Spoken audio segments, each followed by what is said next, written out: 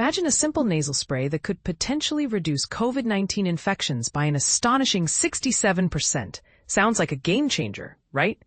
But here's where it gets controversial.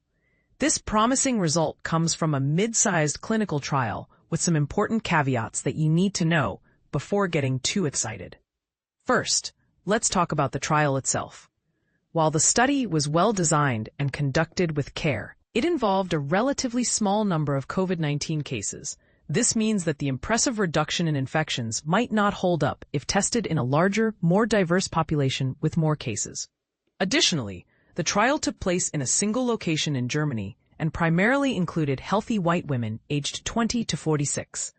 Because of this narrow participant pool, the findings can't be confidently applied to the broader public, especially to different age groups, ethnicities, or people with underlying health conditions. Another point worth noting is the funding source. The study was supported by a pharmaceutical company that produces an azelastine nasal spray, although not the exact version sold over the counter in the United States. This raises questions about potential biases, which is something to keep in mind when interpreting the results.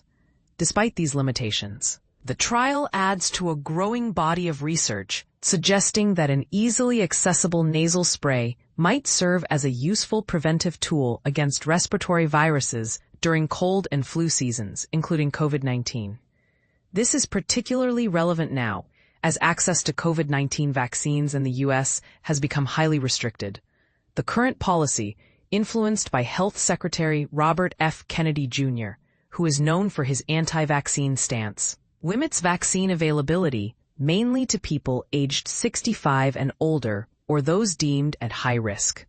But, and this is the part most people miss, there's a lot of ambiguity about how individuals will prove they qualify as high risk. For healthy children, teenagers, and adults under 65, vaccine access is either extremely limited or non-existent. This is concerning because medical experts recommend vaccination for groups like healthy pregnant individuals and children between 6 months and 23 months old, both considered vulnerable to severe COVID-19 outcomes.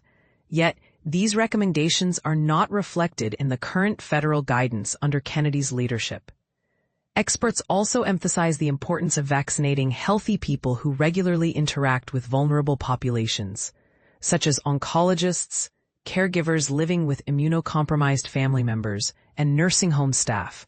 But these groups face uncertain vaccine availability as well. Given these restrictions and the usual surge of respiratory illnesses during colder months, having a straightforward, over-the-counter nasal spray as an additional layer of protection is undeniably appealing.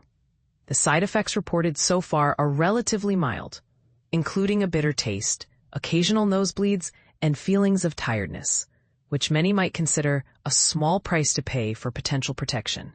But here's a question to ponder. Should we rely on such nasal sprays as a substitute for vaccines, or only as a supplementary measure? And how do we balance enthusiasm for new preventive tools with the need for rigorous, large-scale evidence? These are debates worth having, and we'd love to hear your thoughts. Do you think nasal sprays could become a mainstream defense against respiratory viruses? Or is this just a hopeful distraction from the proven power of vaccines? Share your opinions below.